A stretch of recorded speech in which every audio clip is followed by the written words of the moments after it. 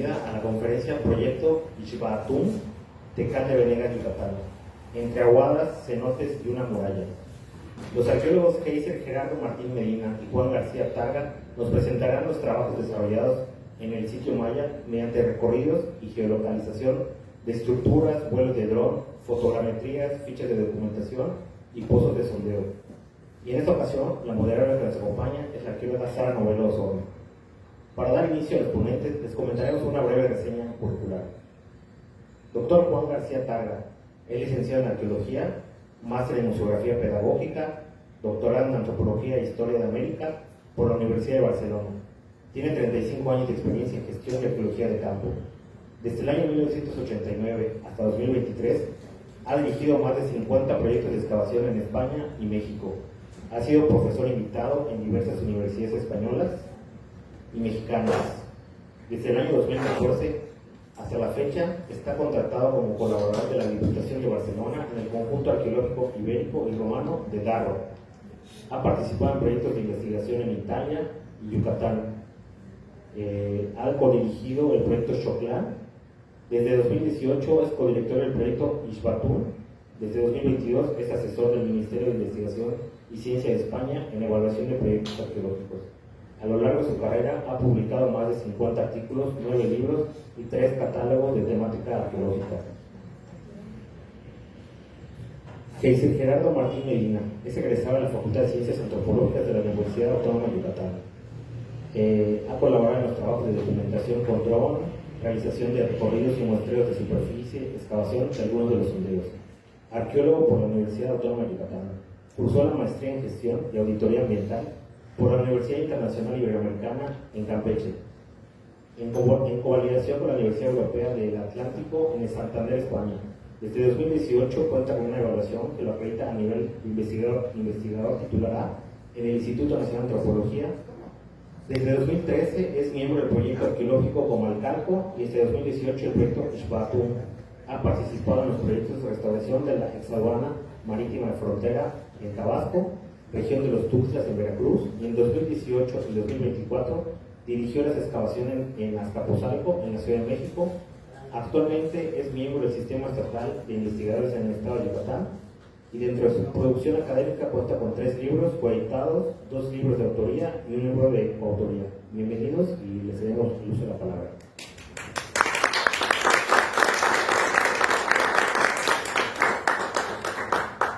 Bueno, ¿me pasa el micrófono? ¿Quieres empezar? No. Jóvenes, muy buenas tardes. Gracias a todos por su presencia. Aquí en esta conferencia, en esta tarde, el doctor Juan García Targa y el maestro Heiser Martín Medina nos van a hablar de un sitio, quizá no tan grande ni tan conocido como otros de la península de Yucatán, pero sí muy importante. Este sitio se localiza muy cerca de la capital regional de la provincia de Aquinche, que en este caso es Izamal. Entonces es un sitio que ellos han estado trabajando desde el 2018 de manera continua, y uno de sus principales aportaciones y algo que han querido hacer siempre es que los resultados de lo que van avanzando en sus interpretaciones puedan llegar a la mayor cantidad de gente posible. Este es uno de sus objetivos, y es precisamente esta conferencia donde les van a presentar hasta dónde han llegado en sus investigaciones. Le cedo la palabra al doctor Juan García. Gracias. Gracias. Bueno, buenas tardes a todos. Muchísimas gracias por venir. El equipo de trabajo es todo el que figura debajo del título. Es decir, es un equipo formado por diversas personas, tanto de aquí de México como de España, y tal como hablábamos con la maestra, es un proyecto colaborativo. Es decir, los únicos que trabajan cobrando remuneración a cambio de su trabajo son los trabajadores mayas de Tecán de Venegas, que es el municipio dentro del cual se encuentra Ixbatún. Los fondos económicos con los que se cuentan son de carácter privado. Es decir, hay por un lado, y son todos estos logos que aparecen aquí abajo, que ven ustedes, la Fundación Cataluña América. Estas son constructoras con las que yo he trabajado y hemos acabado con una muy buena relación. y he tenido la osadía de pedirles un apoyo económico y nos lo han dado. Y después, obviamente, con el trabajo desinteresado de gente como Heiser y como los demás, que aportan su tiempo, su esfuerzo, su ilusión y sus ganas para llevarlo a cabo. El proyecto empezó, es decir, nosotros no descubrimos el lugar lo descubrieron en los años 80 cuando hicieron el Atlas Arqueológico de Yucatán, Cusya y Tarazona. Después, en el año 1994, yo formaba parte del proyecto Izamal y me propusieron ir a hacer un primer levantamiento topográfico de este lugar, que no era ni con drones, ni con LIDAR, era con brújula Brunton y cinta métrica, completamente diferente. Y entonces, posteriormente, fueron unos compañeros del proyecto Izamal, con más experiencia que yo, hicieron un levantamiento que es el que tomamos nosotros como punto de partida y hemos ido cada año mejorando un tanto ese plano de referencia. La primera imagen que les voy a pasar es sencillamente a título informativo, ¿por qué les pongo un monasterio? Porque la Fundación Cataluña América, que es el patrocinador mayoritario de este proyecto, tiene su sede en un monasterio del siglo XVI, que tiene la particularidad que es donde llegaron los reyes católicos en su segundo viaje. Porque el rey Fernando el Católico había tenido un atentado y estaba reposando aquí de las heridas que le infligieron en su momento. Entonces, casualmente, en este monasterio, que como todos crean una paz y una tranquilidad, es donde nosotros hemos ido a recurrir para el apoyo económico. Yo soy patrón de la Fundación Cataluña América, que, como dice su nombre, es la potenciación a nivel cultural, económico, de actividades entre Cataluña y América. Por eso les pongo esta imagen, que nada tiene que ver ni con los mayas, ni con... Aquí tienen una localización de dónde está Isbatún, sitios mucho más conocidos, como ustedes ya saben. La imagen del anillo de los cenotes, por todos conocido, que explica la ocupación de buena parte de los asentamientos de la península de Yucatán, y la ubicación de Isbatún, que el topónimo quiere decir lugar donde se recoge agua, por si había alguna duda.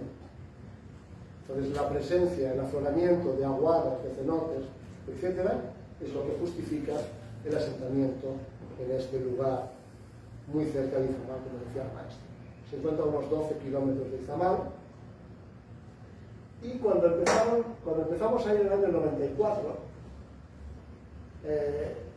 este lugar, me permiten, también actualmente es un parque ecoturístico gestionado por una comunidad maya en Tecal de Venegas, y además dentro de unas casi 500 hectáreas que se encuentra Isbatún, pero también hay toda una serie de casitas que hoy en día están completamente derrumbadas, porque hubo una hacienda ganadera y hubo una serie de actividad económica hasta los años 60 del siglo XX.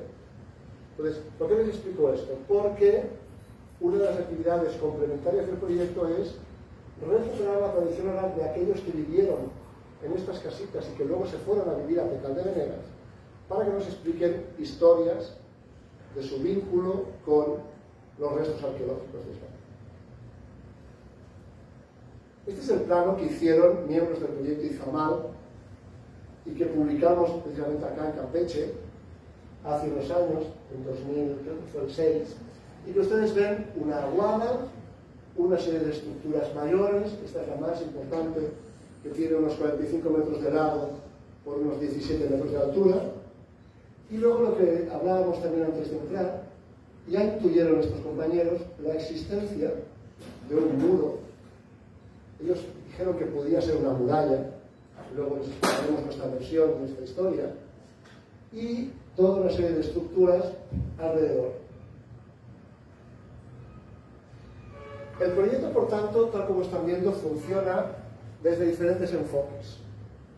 Tiene patrocinio privado, como les he dicho, tiene una vertiente arqueológica, es decir, de estudio del asentamiento y de ver cómo evoluciona. Tiene una vertiente ecológica, porque también forma parte precisamente de una persona de aquí de Campeche, Geucilio, que es un especialista en botánica, que, como estamos dentro de una reserva natural, intentamos potenciar el estudio de las variedades arbustivas, etcétera, del lugar.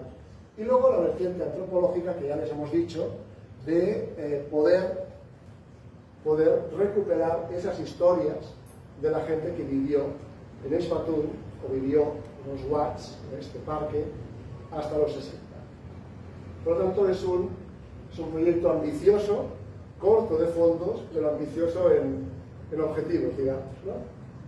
En el año 2019, que fue el primer año, perdón, este es 2018, empecé yendo con una persona, con un arqueólogo vinculado al Centro de Yucatán, y empezamos a hacer una actualización del plano tal como había quedado y de los restos tal como habían quedado con anterioridad. Hicimos como un diagnóstico preliminar de cómo estaban las estructuras y empezamos a hacer estas entrevistas. Este era el presidente Giral en su momento, y ver un poco los vínculos que tenía la población con el proyecto ecoturístico y la población con los restos de Esbatún.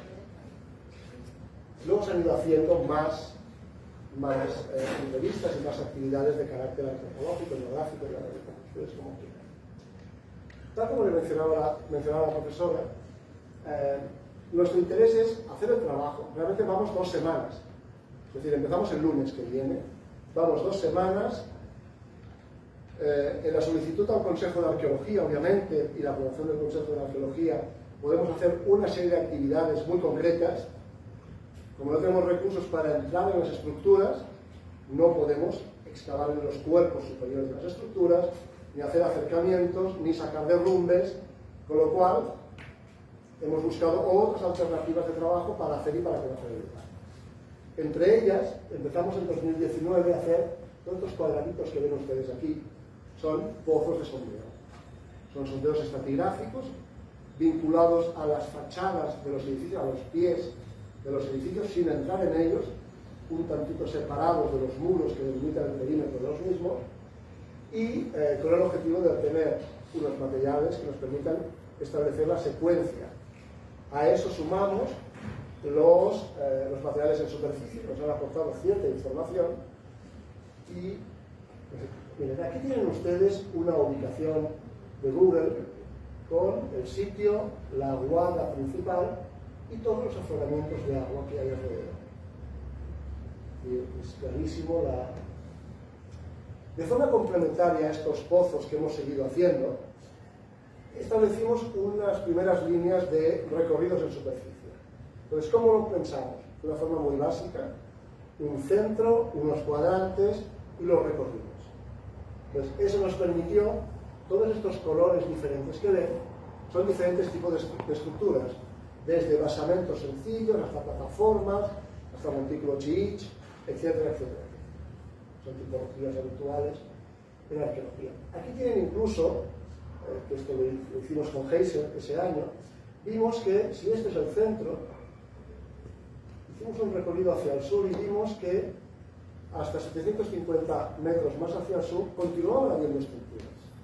Pues era un lugar, era una zona que se llama cupular, que tiene un cenote y unas estructuras desiguales y plataformas que ya en los trabajos de Miguel Covarrubias y José Estrada Faisal tenían la disyuntiva entre si era el mismo sitio de Esbatún o bien era un lugar independiente de Esbatún.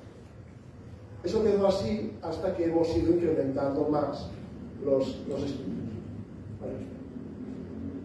Además de eso hemos ido añadiendo, esto es un croquis, pero luego tenemos planos obviamente mucho más rigurosos, hemos ido incluyendo respecto del centro, que hemos utilizado como plano de referencia desde el principio, pero no teníamos otro, ahora lo tenemos mucho mejor. Este año vendrá gente de la Guardia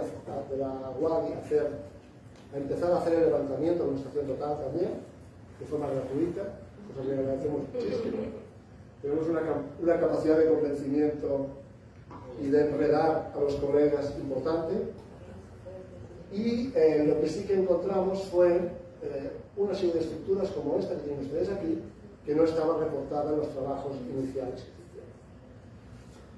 También en los recorridos que hicimos en 2019 21 vimos toda una serie de plataformas habitacionales muy diversas, con asociaciones a metates y otros elementos de carácter utilitario que nos ayudan a entender un poco la funcionalidad de las mismas. Claro, el tipo de construcción no es el de piedra caleada, preciosa, bonita, fantástica, sino que son, en muchos casos, piedras boles que delimitan esos muros. En algunos casos, algunas estructuras, sobre todo una, la estructura 1, tiene un estilo como el izamaleño, megalítico, pero en miniatura, pero solo es una estructura que tiene ese tipo de aparejo. Aquí tenemos algunas de las otras estructuras. A partir del 2021-22 se incorporaron al equipo de trabajo un especialista en drones, que yo conocía circunstancialmente, y entonces hicimos un cambio cualitativo a nivel del registro. Luego se han incorporado otros que tienen conocimientos de funcionamiento de drones. Claro, hacer reportes de drones, los que son arqueólogos lo saben, un dron puede volar, según las baterías que tenga, entre 45 minutos, una hora. Si tienes 3 baterías, pues 1 hora y media, 2 horas como mucho. Pero para hacer un mapa a partir de la fotogrametría que hace el dron, necesitas dedicar muchísimo tiempo a la limpieza de las estructuras. Entonces, igual te pasas 2 días limpiando una estructura para hacer 45 minutos de vuelo de dron. Y luego vas a otra, y luego a otra, en función de la disponibilidad. Pues aquí están viendo un poco los trabajos que se han hecho. Luego nos explicará mejor Heiser. También hemos visto que además de estructuras con piedras poco careadas, etc., sí que hemos encontrado algunas, como esta que tienen ustedes aquí abajo. De forma rectangular, el árbol este tapa el acceso, posiblemente a un churpul o a una fuente de agua. Y entonces también se han hecho los planos con dron y con fotogrametría, y este año queremos meter una cámara endoscópica para ver qué hay dentro, porque es muy angosto. Pues haría falta alguien como Levi, delgado, para poder entrar, pero no es el caso. Y tiene aparejo identificativo muy claro, tiene la caleada, tiene metates muy cerca, tiene incluso fustes de columna, porque hay una fase de ocupación PUC, pero a nivel local, una adaptación del PUC a nivel local de esta zona. Luego hay otras como esta, aquí me permitirán, es un croquis muy rápido. Hay algunas estructuras, algunas plataformas habitacionales que tienen casitas ovaladas en la parte superior, que sería esta que tienen ustedes acá. Esta sería la. ¿Vale? Es decir, hemos ido encontrando toda una serie de estructuras significativas a nivel de plataformas habitacionales en el entorno de lo que sería el centro. Lo que hablábamos antes, empezamos a reportar esta estructura alargada, y de hecho aquí está identificada como SACB, porque pensábamos inicialmente que era un SACB, que era un camino, o bien que no fuera un camino de truck de una hacienda que cercana, pero la hacienda cercana no era nequenera, sino que era ganadera, básicamente. Total, que en el 2021 pensamos que era un SACB, que tiene algunos detalles. Aquí se tenía que cambiar porque pensábamos que era una sascabela, pero realmente era otra fuente de agua.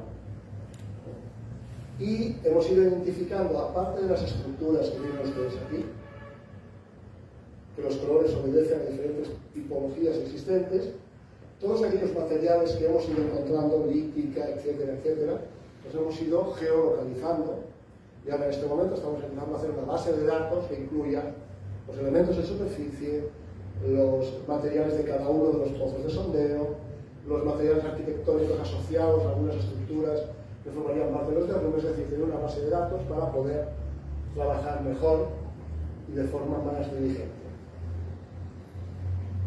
En algunos casos, como esta estructura 42, se han encontrado una considerable cantidad de fustes de columnas, por lo tanto sería muy posible que tuviera una ocupación PUC en la parte superior y que todas estas columnas perteneciesen a la estructura que había aquí arriba, pero que además de estar con ese tipo de arquitectura está muy saqueada.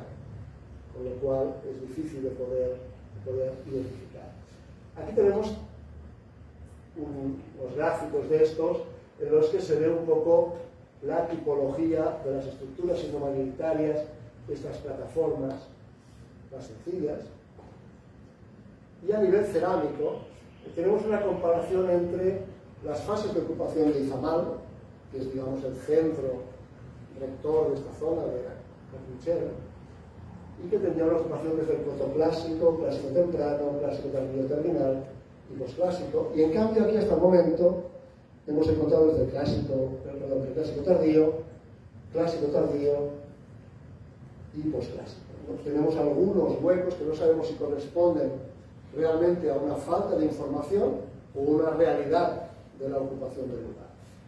La ceramista es Carmen Varela Torrecilla, que hizo su tesis doctoral sobre los Quintor, y es un referente a nivel bibliográfico en los estudios de cerámica del área maya, y aparte de ser la codirectora, es la que estudia los materiales. Ahora les va a hablar Heiser de la fotogrametría, etc. Bien. Bueno, para entrar en contexto, el sitio, como comenta Juan, está dentro de una reserva que de hecho tiene un decreto en la primera década de los años 2000 como parque estatal de características bioculturales, justamente porque alberga no solamente la parte ambiental, sino también elementos culturales. Bajo este sentido, hacer la fotogrametría y la poda de vegetación es bajo un esquema de poda selectiva, es decir, no tiramos toda la vegetación per se, sino seleccionamos las áreas que son de interés y solamente desgajamos algunas secciones de los árboles para que estos permanezcan en pie. Al final, como no estamos excavando las estructuras y tampoco vamos a hacer restauración y consolidación, pues los árboles de momento están bien para que los derrumbes se mantengan donde están, ¿no? Bajo ese sentido, pues claro que nos encantaría sobrevolar un dron y tener todas las estructuras bien bonitas en un plano, pero el problema es que no podemos afectar la vegetación. Entonces, Xavier, que es el especialista que vuela el dron, literal nos va indicando a los trabajadores dónde se va a ir podando, qué sección, solamente para tener claros límites de derrumbes, esquinas, cuartos superiores, y realmente para quienes más o menos conocen cómo opera un dron, es una destreza porque tienen que operarlo plenamente de modo manual, no pueden programarlo por los árboles, entonces tiene que ir sorteando entre las ramas y los árboles, y claro que siempre implica un grado de riesgo que un equipo de 35.000, 40.000 pesos se estrelle con un chacal, ¿no? Entonces, los resultados que se muestran realmente es destreza, paciencia y un par de 3, 4, 5 estructuras por año, más o menos si nos va bien, porque es para lo que alcanza el tiempo. Entonces, aunque nos gustaría tener todo el sitio de más de 40 estructuras, todo de manera digital, realmente es que es un proceso que se va a llevar poco a poco, ¿no? Entonces, en ese sentido, los ángulos para poder hacer el registro de fotografías, pues se tienen que generar ciertas ventanas para que la cámara del dron pueda penetrar y tener ciertos ángulos que sean necesarios para poder hacer el modelado 3D. Y por un solape de imagen, es decir, que se puedan sobreponer una imagen sobre otra en un promedio del 60% entre una imagen y otra, eso para tener como la imagen a mucho mayor detalle y que nos permita observar ciertos rasgos de los derrumbes al momento de poder manipular la imagen, ¿no? Para poder ver quizás esquinas, escalinatas, algún acceso, alguna jamba, algún dintel o algún otro rasgo de interés, ¿no? En este sentido, bueno, aquí tenemos alguna de la estructura 6, me parece, parte de la escalinata, y evidentemente pues aquí también hay una manipulación, como podremos ver en imágenes siguientes, donde se va eliminando la vegetación de manera digital, ¿no? Entonces aquí un ejemplo de cómo las encontramos, se va desgajando algunas partes. Bueno, este trabajo de limpieza beneficia no solamente al registro, sino que por el contexto en el que se encuentra el sitio, que tenemos algunos ranchos ganaderos cercanos, pues les hacemos el favor a las vacas de bajar los árboles más frondosos. Entonces tenemos público mientras estamos trabajando. Luego, nos esculcamos las garrapatas, pero ya esa parte. Entonces aquí un poco del proceso, ¿no? Que se van sacando las caídas, bueno, aquí elementos de los fustes. Esta es parte de la cornisa y del delantal del último cuerpo de la estructura 1, que es la única parte que asemeja un estilo izamaleño con respecto al resto del sitio. Y bueno, todo el proceso evidentemente pues es manual, ¿no? Aquí Cristina, que también es parte del equipo de fotogrametría, pues prácticamente quitando la hojarasca y para poder ver los detalles más claros posibles, ¿no? Al momento de pasar el dron. Entonces, pues bueno, consiste en pasar todas estas imágenes a un programa que se llama Metashape, y a partir de ahí se va haciendo toda la manipulación y vamos quitando de manera digital toda la vegetación que nos va quedando para dejarla pues lo más limpia posible, que nos permite interpretar de alguna manera las caídas, los derrumbes y algunos otros rasgos. Al final, aquí nuevamente un ejemplo de la estructura 6, que como vemos pues realmente es un gran derrumbe, pero podemos ya observar la escalinata de acceso de manera bastante clara, y bueno, eso ya nos da una idea de que hay un cuarto superior aquí, otro aquí y otro aquí. Entonces estos tres mogotitos arriba que aparentemente no tienen sentido, ya una vez con la estructura limpia, manipulada y todo, además de las mediciones que se hacen de la manera tradicional con cinta, brújula y todo el resto, pues ya nos permite ir afinando esos detalles. Aquí los modelos de elevación digital, que es otro producto que deriva de los levantamientos, también nos da pues idea de la longitud o las dimensiones de cuántos cuartos pueden haber de manera superior. Esta es la estructura 6, el cuarto 1, cuarto 2, cuarto 3, y esta franja de aquí correspondería a la escalinata que vimos en la foto anterior. Entonces, pues bueno, esto nos permite ir manejando los datos. Esta estructura es muy interesante porque lo que aparece al centro es una especie de, bueno, estamos todavía debatiendo si es una oquedad natural que fue aprovechada, si es un chultún, pero la tapa no aparece, porque la verdad es que no damos, nadie del equipo entra. Exceso de kibis y panuchos en campo. Entonces, bueno, mientras no tengamos a alguien que tenga las dimensiones o el recurso para una cámara endoscópica, pues de momento está en la hipótesis de si es chultún o es oquedad natural que fue reaprovechada para algo en algún momento.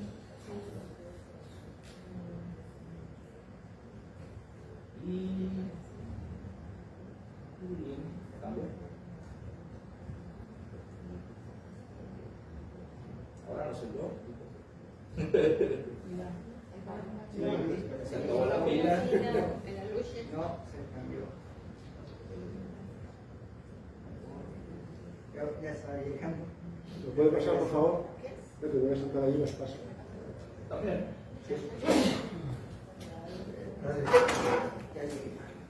Ah, sí, ya está. Gracias. Y bueno, ejemplo de al final cómo vamos presentando. Esta es la presentación ya con las coordenadas, las dimensiones y todo, y este es el esquema que prácticamente se manda en el informe, ¿no? Entonces ya cuando nosotros reportamos al Consejo de Arqueología lo que se está haciendo, además del dibujo tradicional en planta, los cortes, pues bueno, se agrega esto para pues tener también un reporte gráfico de cómo están los derrumbes en X año, y después, si es posible, en un siguiente año volvemos a hacer el mismo procedimiento y también ir viendo si los derrumbes se están desplazando o no, porque lamentablemente al haber los ranchos cercanos es muy común estar de repente, pues vamos a dibujar el cuarto de tal estructura, subimos y aquí estuvo la vaca.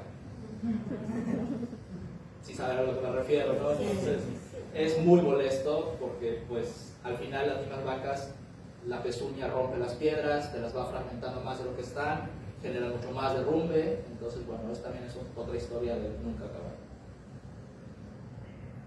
Y por favor, Juan.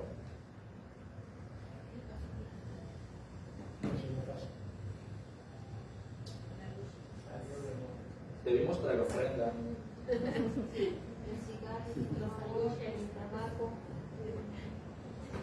Bueno, no se puede fumar en un museo. Sí, es que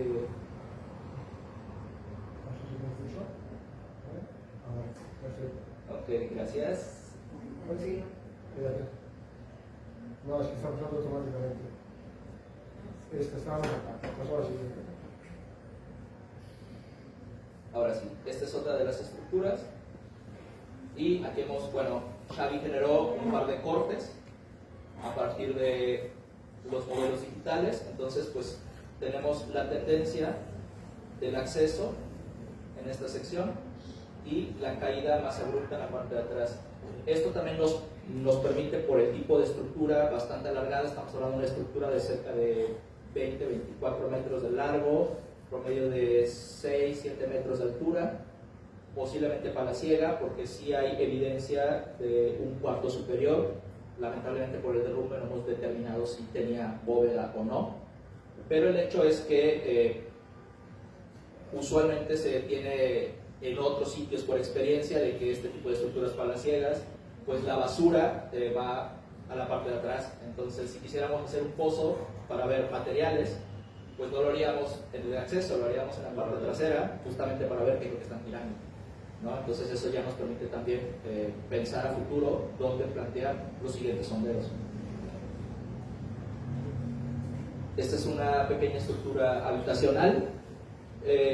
Creo que lo interesante que estamos haciendo es que estamos aplicando el mismo modelo para todo tipo de estructuras, desde los basamentos piramidales principales, palacios, cuartos abovedados, pero también estructuras habitacionales, porque también nos interesa saber cómo vivía la gente fuera de la parte nuclear y cómo se comportan, si son cimientos con núcleos, si son cimientos simples, si son solamente las casas sin ningún tipo de contención, y eso también nos permite más o menos observar ese tipo de patrones. Aquí está la famosa ojedad al centro de esa estructura que mencionábamos antes, ¿no? Este es otro cuarto muy interesante de este lado. Entonces, en todos los procesos va el registro arqueológico tradicional y posteriormente los modelos 3D. Y en este caso, pues, las imágenes satelitales junto con los dibujos a mano más el procesamiento del dron nos ha permitido ir haciendo los montajes sobre, pues, estos planos y ya nos empieza a dar la ubicación. Si recuerdan un poco el plano que mostró Juan al principio del 2005, la estructura 1 aparecía completamente en dirección al norte, completamente, y sin embargo ya hemos observado que están 14 grados al norte, con un desvío. Entonces, y esto lo están presentando todas las estructuras del núcleo. Entonces, pues evidentemente no es lo mismo hacerlo con cinta y brújula y también con los tiempos que el proyecto Izamal tenía, que era ir a uno, a otro y a varios sitios simultáneos para hacer todo este registro express. Obviamente, pues hay cosas que en el momento pues no son tan indispensables, ¿no? Como orientarlas muy exacto.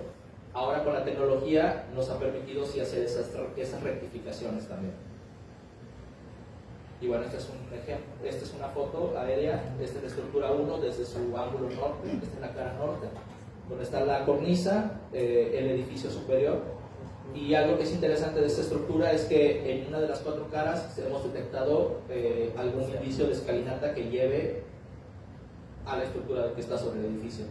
Entonces, pues no sabemos si fue desmantelada en algún momento o si cuál fue el fin de hacer un templo sin acceso, probablemente algún templo dedicatorio o algo, pero no hemos localizado evidencia de que haya tenido una escalinata de momento, al menos no para llegar al último cuerpo. Y bueno, pues algunas recreaciones más o menos de los volúmenes de los edificios con respecto a la gran piedra, como le llamamos en Yucatán, que es pues toda la parte norte de la península, que es pues plano en totalidad. Este conjunto de estructuras que en algún punto se ven interpretados como un juego de pelota, pues no lo son. No hay manera, no tienen las dimensiones, ni tienen ninguna evidencia de aros o taludes o algo por el estilo, pero sí tiene un par de cuartos superiores, ¿no? Lamentablemente, algunas de estas estructuras ya tienen evidencia de saqueo también. Entonces, por eso es importante para nosotros hacer todo este registro desde diversas técnicas, también para ir viendo cómo se van avanzando los procesos de degradación. Aquí otro detalle precioso de la escalinata de la estructura 6, que pues la verdad es que está fenomenal, a pesar todo lo que padece el sitio en la actualidad, ¿no? Y bueno, ya este año se han generado, bueno, el año anterior, con la temporada 2023, se han generado otros modelos donde ya vamos incluyendo las estructuras principales y los cuerpos de agua para más o menos ver pues el comportamiento de acceso al recurso. Esta es una foto de la Aguada número 2, que en su momento se creía que era Sascavera, pero no habíamos llegado hasta esta parte en realidad. Y la Sascavera ya fue verificada la temporada pasada también y es mucho más pequeña de lo que originalmente se había registrado. Entonces por eso también las dimensiones como que no nos cuadraban al momento de ver el plano del 2005 con el campo real, es que no nos cuadraba la Sascavera cuál era. Ya fue verificada que es mucho más pequeña de lo que se había representado. Otra vista de la estructura 1 en su cara norte, un poco más lejos y está un poco más cerca. La escalinata está aquí, desde esta sección hacia abajo. Y esto porque, bueno, ya con Juan habíamos platicado hace un par de años que se me hacía sospechosa esta área. Y el año pasado, que ya se pudo limpiar un poco mejor, tenemos un par de alfardas que terminan con dados. Entonces es muy, muy interesante, pero no llegan hasta este cuerpo, quedan un cuerpo antes. Entonces es como extraño, porque pensábamos que en un punto dado, bueno, pues a lo mejor el escalinata llegaba aquí y daba la vuelta y había otra escalinata por la parte de atrás para subir, pero es que no la hay. Y el acceso de este templo está viendo al norte, entonces está como raro. Pero también habría que checar si las vacas no han terminado de empujar lo que falta. Y bueno, esta es la estructura 1. Aquí tenemos una parte de la alfarda. A lo mejor el dado no se aprecia muy bien, pero lo tenemos aquí, en esta sección.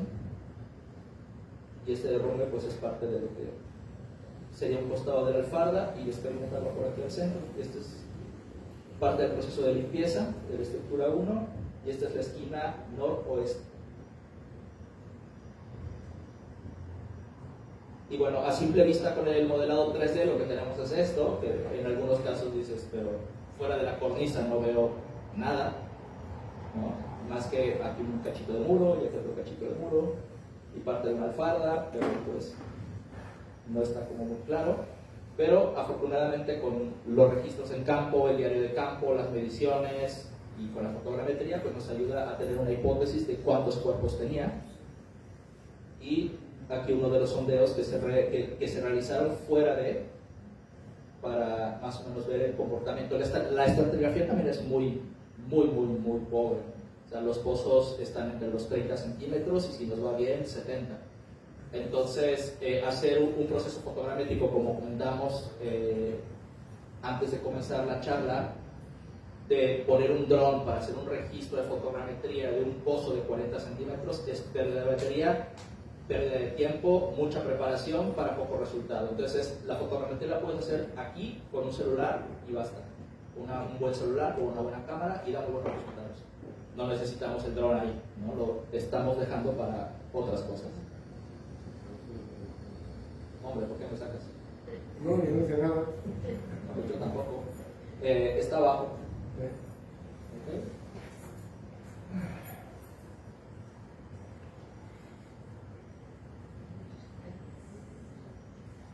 Perfecto, gracias. Este es un ejemplo de los, bueno, igual y no, ¿okay? De los sondeos, y pues la laja está muy próxima en realidad, no hay gran estratigrafía. Lo que quieras, tú mandas, ¿no? Y bueno, todo se está también documentando con algunas balizas, también para tenerlas de referencia al momento de tomar, si tomamos fotos aéreas o algo, pues la baliza ya nos da un parámetro de medida de las escalas que estamos empleando. Y bueno, aquí es un ejemplo de cómo estamos, además de la estructura, con el modelo digital, pues le agregamos la planta, que ya fue previamente dibujada, y vemos que efectivamente cuadran las medidas con los cuartos que se han dibujado, ¿no? Entonces digo, bueno, entonces sí se está complementando el dato burdo y nuestra ya escasa vista con lo que está viendo la cámara del dron, ¿no? Entonces, pues, no estamos tan ciegos todavía, ¿no? Esta es otra de las estructuras y pues más o menos cuadran los volúmenes que estamos registrando. En el caso de la estructura 431, lo mismo. Este 431 no es que sean 431 estructuras, también vale hacer la aclaración. Si vieron en un principio el plano que les puso Juan de los cuadrantes, eran 4 cuadrantes, entonces las estructuras del cuadrante 4 empiezan con el número 4, entonces sería la estructura del cuadrante 4 al número 31 de ese cuadrante, ¿no? Porque si en algún punto nos han hecho sobre, tienes 400 y tantas estructuras, y yo, no, tenemos un total como de 70. Lo que pasa es que se le ha dado más prioridad al cuadrante 4 y al cuadrante 3, porque es donde hemos estado más justamente viendo la tendencia hacia el sur. Entonces se decidió poner el 4 por el número del cuadrante y el 31 es el número consecutivo de la estructura registrada. Y bueno, esto es parte del grupo popular, de lo que se ha registrado en esa zona. Ahora les voy a poner en el siguiente, en una más adelante. Pero este es el plano actualizado a 2023, que salimos de campo. Ya ahora sí, ya no es SAC-B, ya es muro perimetral. El plano del 2005 indicaba que este muro giraba hacia adentro. No sé si recuerdan que había una línea aquí cruzada, esa no existe. Realmente creemos que esas piedras que a lo mejor vieron en el momento correspondían a las albarradas de las delimitaciones de los terrenos del antiguo rancho. Pero realmente es que por el sistema constructivo esta cierra aquí, entonces estamos viendo que el muro perimetral lo hicieron para cerrar con la aguada número 1. Entonces esta aguada evidentemente no entraba cualquiera, sino prácticamente los que están dentro de murallas, y los que están al exterior pues tenían otros cuerpos de agua.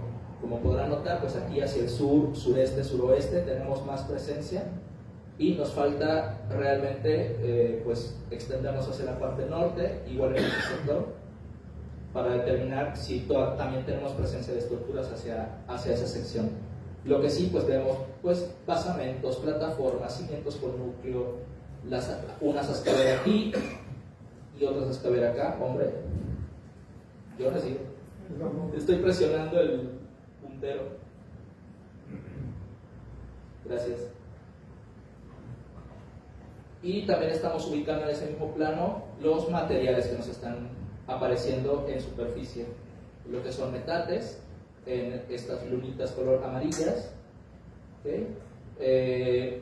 Estos como estrellitas rojas serían los elementos arquitectónicos decorativos, fragmentos de frisos, celosías, cualquier elemento arquitectónico que pudiera estar en fachada.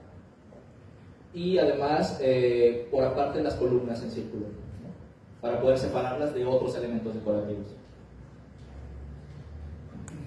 También tenemos la cerámica en estos puntos amarillos, y en los triangulitos blancos los fragmentos de sílex, puntas de flecha, o bueno, también por ahí tenemos manos de metate, si no estoy mal, pero creo que no se han agregado todavía al plano porque justamente se está haciendo la contabilidad de cuántas son y para precisar en qué parte van. Los mapas de calor nos están también indicando la concentración de materiales. Mientras más intenso es el color, hay mayor intensidad de presencia de este elemento, y mientras más opaco, pues nos está ejemplificando un único elemento. Entonces esto también nos permite ver los mapas de distribución de dónde están apareciendo tendencialmente más de qué tipo de objetos, ¿no? En este caso metates. Entonces pues tenemos áreas de actividad bastante claras, ¿no?, con respecto a otras. Y bueno, el grupo Cúcula, que originalmente se pensaba que era un sitio aparte de Ixbatún porque no estaba tan cercano, realmente es que en 2019, junto con Cristian, que es otro colaborador del proyecto, nos fuimos por un camino, entramos por aquí, que no había nada.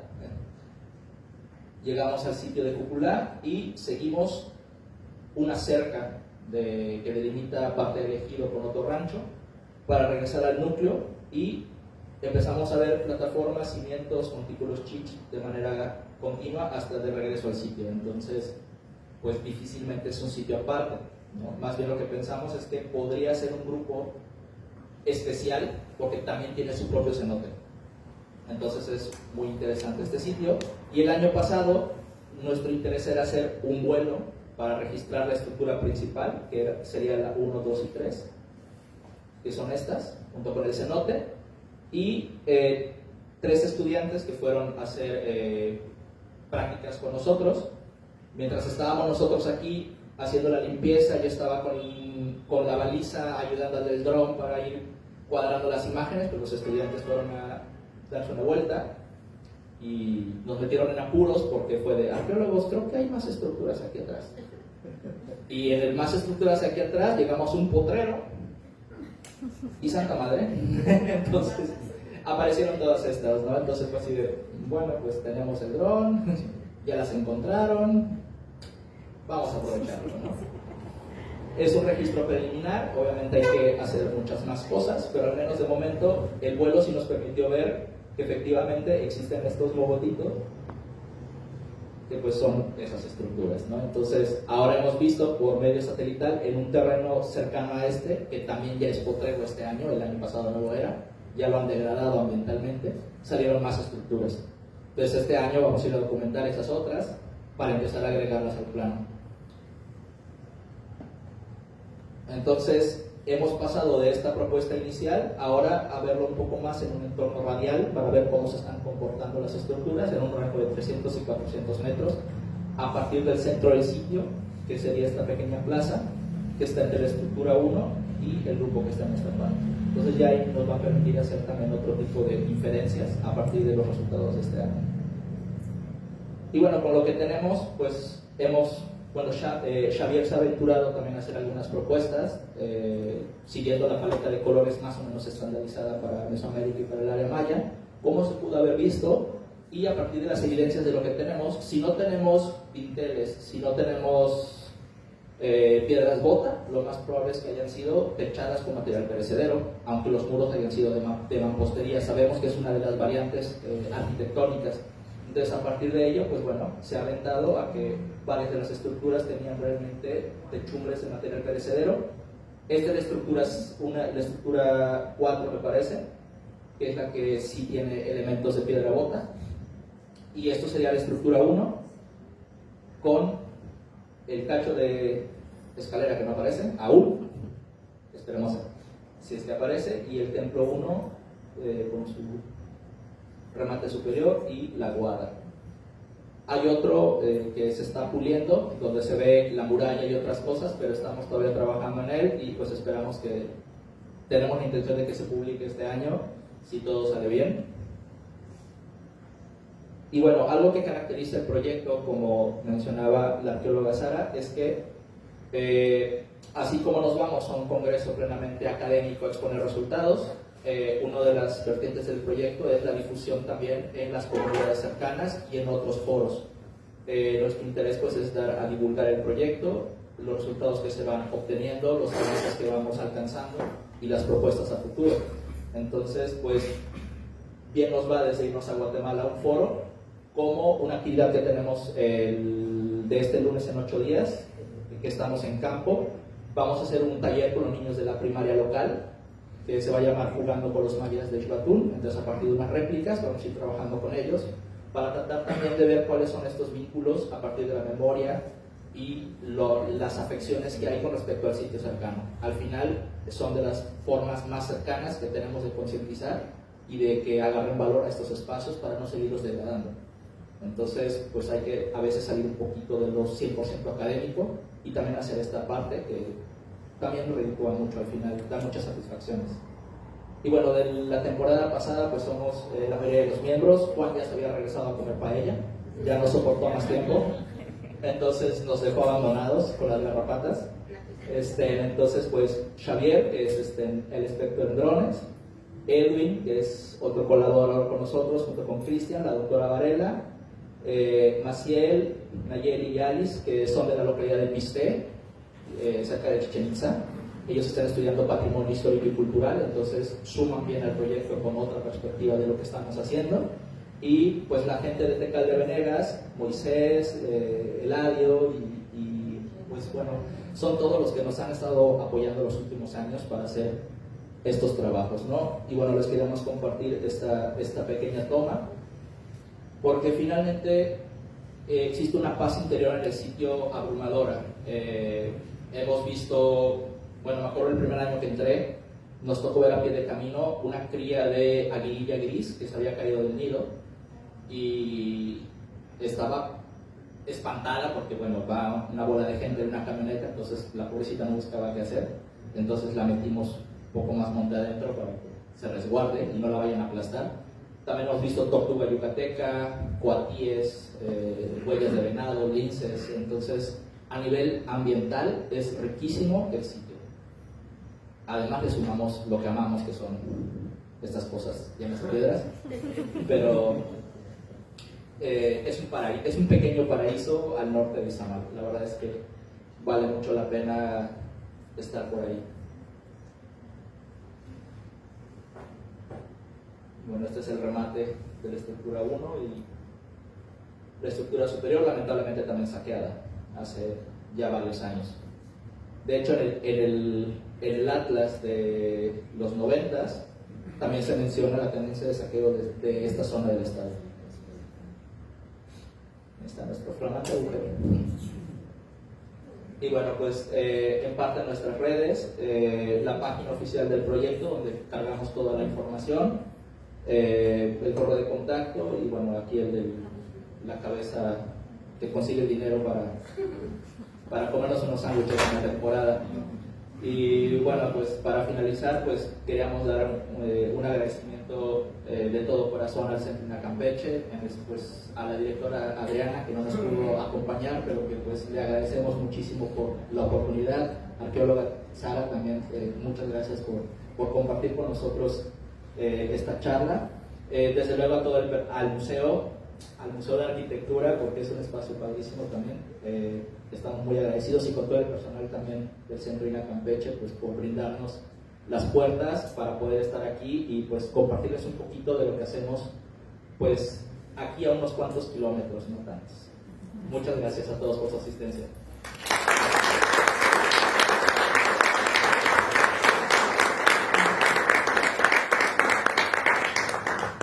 Bueno, ya escucharon esta interesante plática. Yo creo que algo que nos da mucho gusto es ver que el doctor y el maestro no solamente están viendo la zona arqueológica como una zona de nada más edificios, sino que también es muy importante conservar la ecología, los árboles y los animales que están en ese sitio, porque son parte.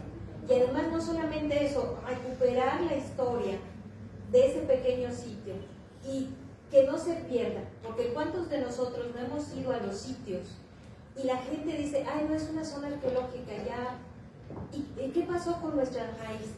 Esas raíces que se están perdiendo, ellos las están tratando de recuperar y viendo que la población local no la olvide, que quede presente y que eso es lo único que nos va a ayudar a evitar el saqueo.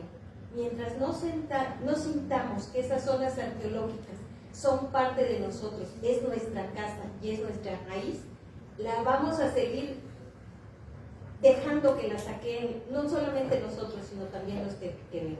Entonces es más que interesante y más que importante este tipo de investigaciones. Quizás no son tan grandes como Izamal, pero sí, esto es lo que le da sentido a la comunidad.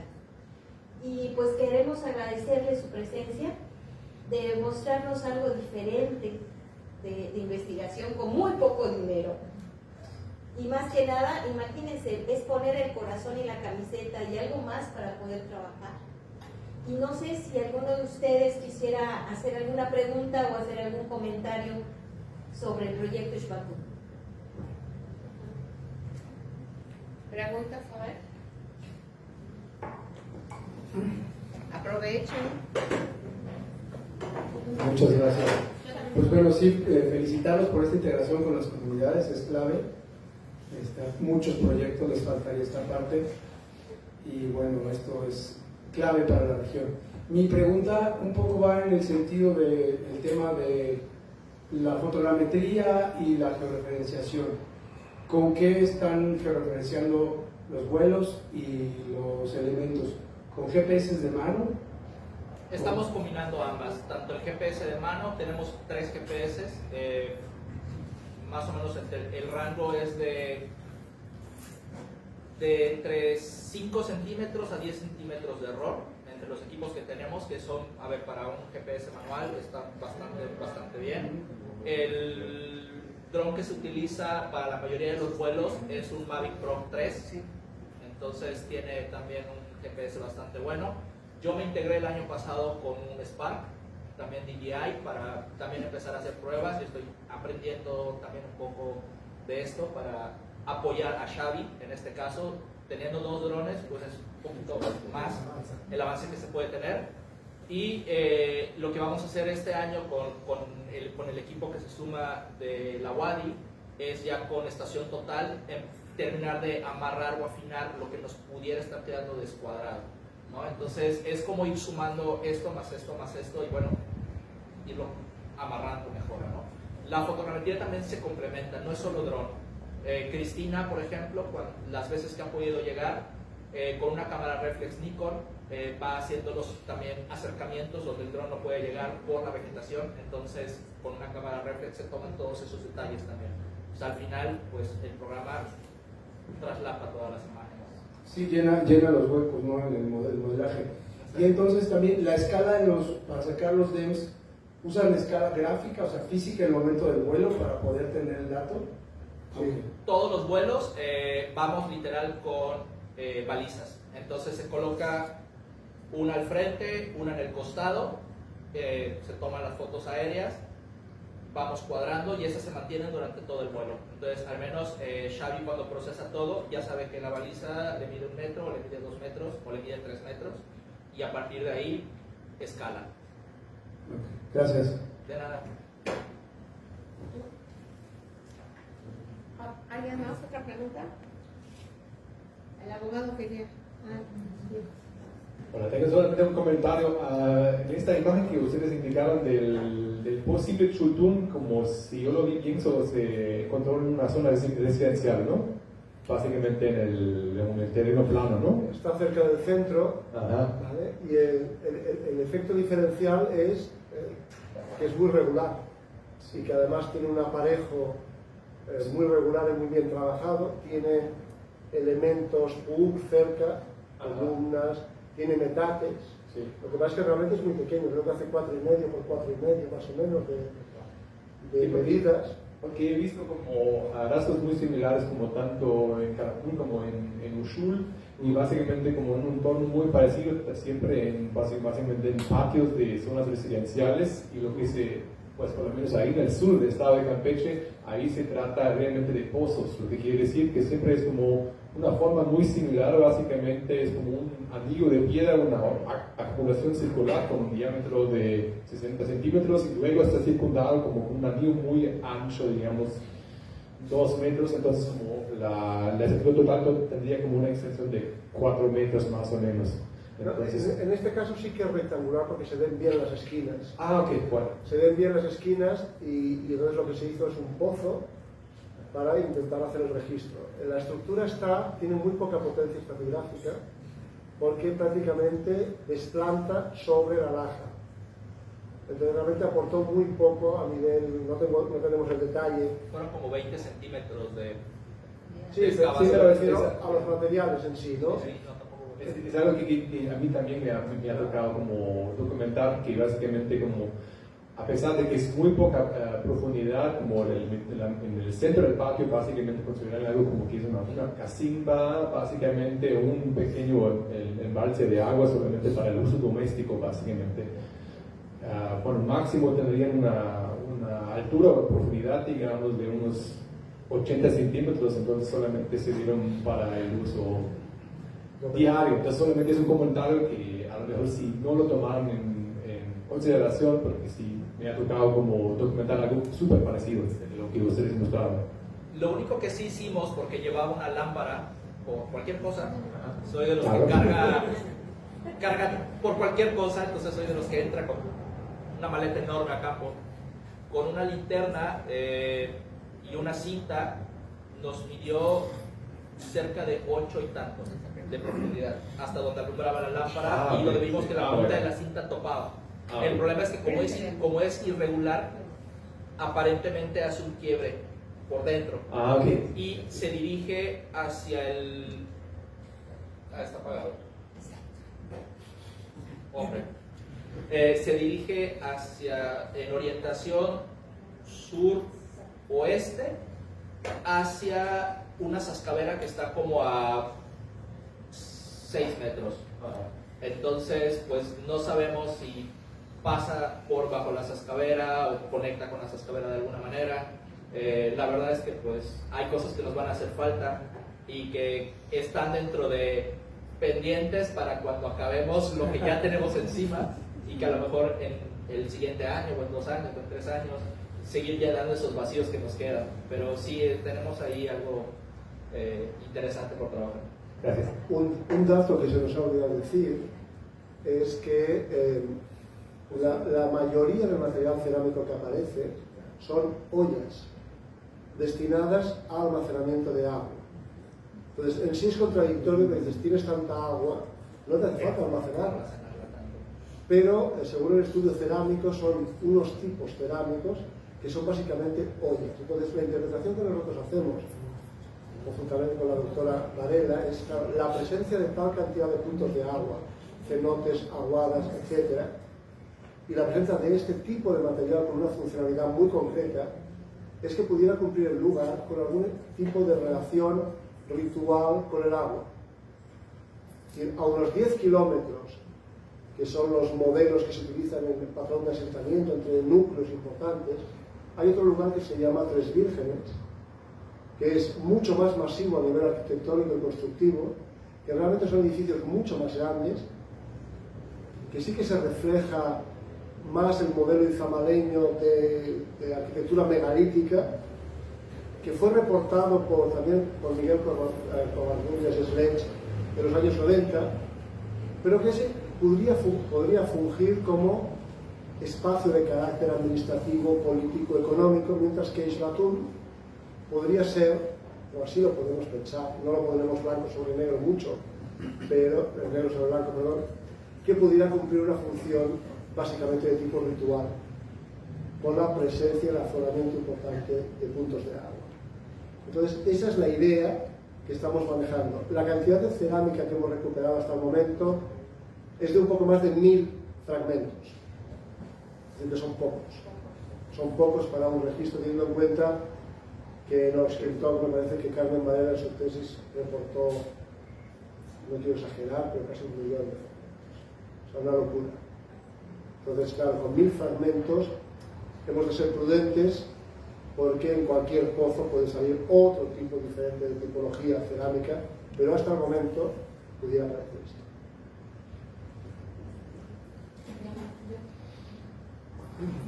Buenas tardes, bienvenidos doctores Juan García y Heiser. Muy interesante su conferencia, y como mencionaba la arqueóloga Sarita, que es importante eso lo que están haciendo ahorita, ¿no? De la difusión con la parte de la niñez en el entorno que rodea este lugar. Y mi pregunta va a, por ejemplo, como mencionaba mucho, los animales, ¿no? Que llegan ahí, las vacas y todo.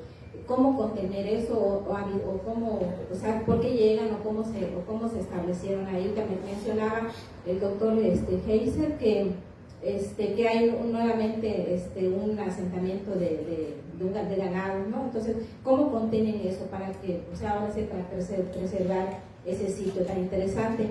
Y otra pregunta,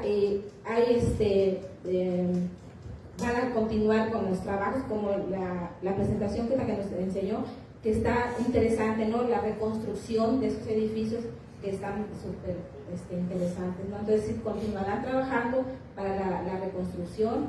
Sabemos que ahorita pues los recursos son muy pocos, ¿no? Ellos conllevan a mucha parte de lo que es los recursos, ¿no?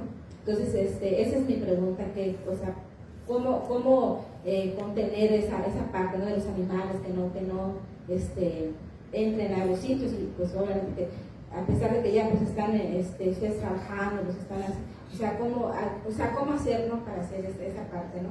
Bueno, es imposible. Lo de los animales, hicimos varios oficios al presidente Giral, incluso lo notificamos en un oficio al Centro INA Yucatán, manifestándole con un informe con fotografías de las vacas encima de los montículos que debían sugerir, a través del presidente Giral o de quien fuera, que imposibilitaran el acceso de estos animales al sitio, pero es muy difícil. Nosotros estamos 2 o 3 semanas y el resto del año no hay continuidad de los trabajos, con lo cual sí que podríamos llegar a un acuerdo que durante nuestra estancia no hubieran animales, pero una vez que nos vayamos no hay ningún tipo de control por parte de ninguna instancia a nivel estatal o a nivel del tipo que sea. La segunda pregunta, ¿cuál era? Perdón. De la reconstrucción de los... Vale. A ver, la continuidad de los trabajos se establece de año en año. Entonces nosotros, en España en este caso, optamos a ayudas que establece el Ministerio de Cultura, en este caso de España, el Patronato de Cultura que paga proyectos de arqueología españoles en el extranjero, pero es una rueda a la que es difícil entrar, porque hay mucha demanda y poca oferta. Entonces hay proyectos también muy potentes y que tienen padrinos importantes, en este caso en el Estado español, y es difícil de entrar. ¿Vale? Nosotros no nos cansamos de presentarnos a las convocatorias, obviamente. Lo que pasa es que mientras tanto seguimos trabajando con los medios que tenemos, con los apoyos que tenemos, y vamos incrementando nuestro conocimiento sobre el lugar. Si en algún momento disponemos de una ayuda considerablemente mayor, sí que pediremos al Consejo de Arqueología que nos permita incidir sobre alguno de los edificios. Piensen que, claro, en el momento en el que tú tocas derrumbes, tienes que empezar a consolidar, tienes que empezar a restaurar. Es otra pantalla completamente diferente a la que estamos haciendo, en la cual nosotros no afectamos al edificio. Y nosotros subimos únicamente para marcar, para hacer fotografías, para poner las balizas o los jalones, para hacer las fotografías, para hacer las fotogrametrías, pero realmente no afectamos. Este año, como cosa novedosa, el Consejo de Arqueología nos ha instado a que complementemos unas fichas de derrumbe. Es decir, que describamos cómo son los derrumbes de los diferentes edificios del centro, que son 22, para ver la evolución de estos derrumbes, el grado de afectación de los animales, hacer una secuencia fotográfica de las fichas año tras año para ver cómo basculan o cómo se mueven estos derrumbes. Claro, piensen ustedes que el hecho de que se vea esa escalera, que se ve muy clara, o incluso en el edificio 20, que se ven las escalinatas laterales de acceso a la parte superior, es una cosa extraordinaria. El resto de las escaleras ni se intuyen, porque es una combinación de circunstancias. Entonces, estas se pueden ver, quién sabe por qué. ¿Vale? Porque no le ha caído derrumbe encima, o se pueden identificar las alfardas, los escalones, incluso mirándolo con cariño y un buen rato, los cuerpos, los diferentes cuerpos de las estructuras. Pero a base de mucha observación, es lo que vamos a tener que hacer este año, básicamente va a hacer este compañero. Yo voy a encargar de los pozos, él de las fichas de derrumbe, para caracterizar mejor al sitio.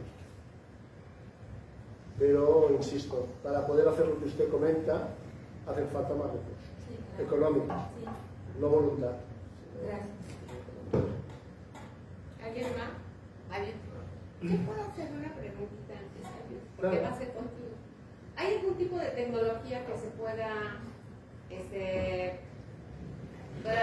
ver el contenido de las aguadas, de los cuerpos de agua? O sea, externamente. Sí, sedimentología. Es decir, ir con una barca, para entendernos, agarrar una columna del sedimento del fondo y, en función de la profundidad, un botánico, obviamente, no nosotros, un botánico, un paleobotánico, puede establecer la antigüedad de cada uno de esos sedimentos y ver qué acciones naturales o antrópicas pueden tener.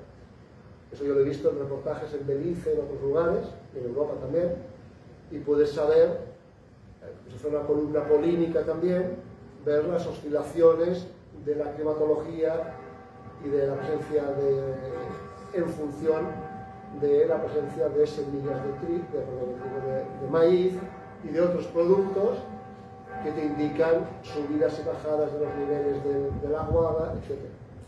Existen. Este año que teníamos la intención de hacer un sondeo para tomar muestras de la orilla de la Guada. El problema es que la Guada tiene un cocodrilo. Entonces no tenemos voluntarios que se quieran meter un tantito dentro. Entonces sí que vamos a intentar tomar muestras, siempre y cuando la temporada de lluvias no haya sido demasiado intensa, que no ha sido, para que no hayan afectaciones del agua sobre esos sedimentos que queremos estudiar. También por un convenio con la Facultad de la UADI, de la antropología, a través del arqueólogo, del profesor que colabora con nosotros. Gracias. ¿Ya? ¿Adiós? Bueno, felicidades por ese interesante trabajo. El sitio se me hace maravilloso, aunque no sea Izamal o Chichén Itzá, me parece que tiene un gran potencial. La pregunta a lo mejor va un poquito enlazada a lo que comentaba la licenciada Pati Figueroa.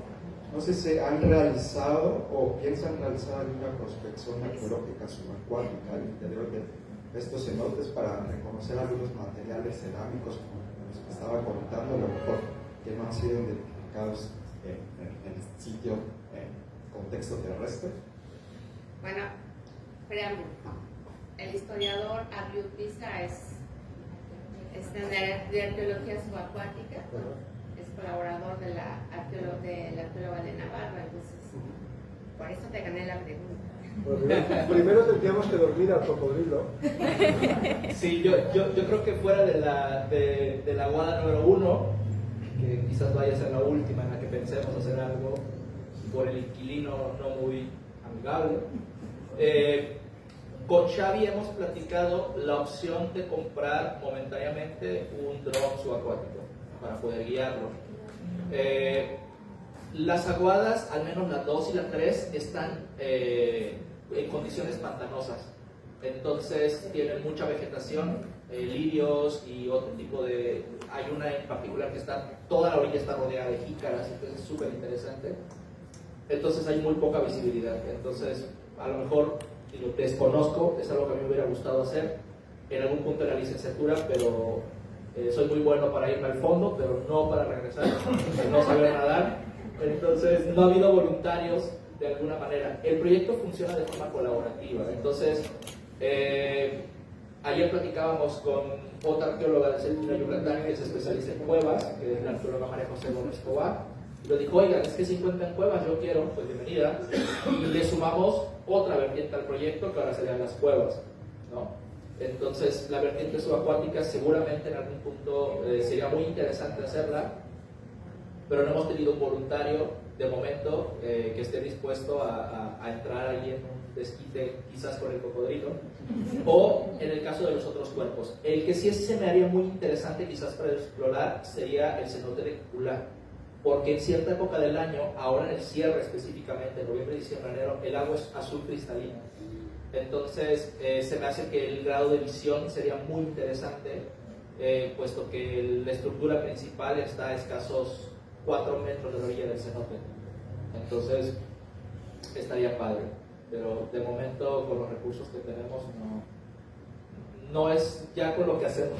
Estamos un poco sobrados de trabajo, pero sí, si gustas, hombre. Precisamente lo que Adelante. como comentaba la Bienvenido, empezamos el lunes.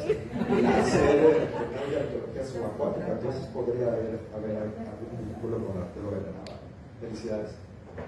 Gracias. Mira, en principio, cuando empezó la relación con el parque ecoarqueológico, ecoturístico, perdón, que debió ser hacia el 2005, etc., había de hecho un grupo de de submarinismo en cenotes que iba habitualmente a los cenotes, no a la mar, obviamente. Entonces había una asociación muy potente, un colectivo que iba a diferentes tipos de cenotes de toda esa zona del estado, ¿no? Incluso hay un artículo publicado aquí en Campeche, de los investigadores de la Cultura Maya 2005, 2006, 2007, quiero recordar, que formaban parte de él gente de esta asociación, también porque tenían interés también en esta parte subacuática vinculada al sitio arqueológico.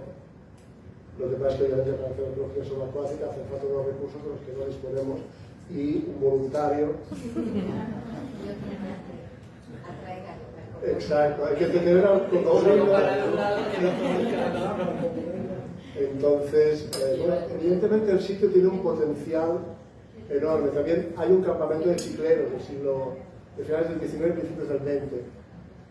Luego hay la parte de la hacienda que empezó en el 18, 19 y tal. Es decir, que hay parte de la arqueología histórica, hay parte de una estación de ferrocarril del siglo XX abandonada, que debía ser fantástica en su momento, es muy bonita, debería ser muy bonita. Es decir, que el lugar tiene un potencial importante. Hay haciendas en Nequeneras,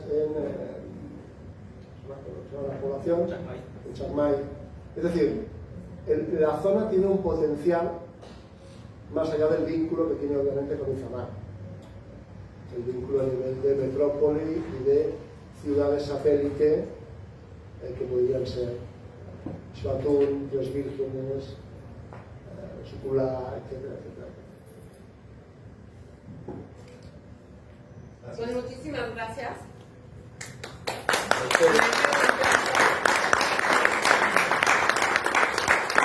Y ahora la arqueóloga Sara les va a entregar una constancia en representación de la arqueóloga Diana. Jóvenes, muchísimas gracias. Ay, los jóvenes siempre hacen mucha ilusión. Todos somos jóvenes, aunque sea de... Buenas tardes.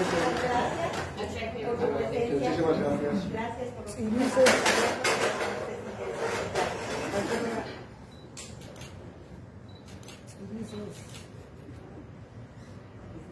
Gracias. Y eso es un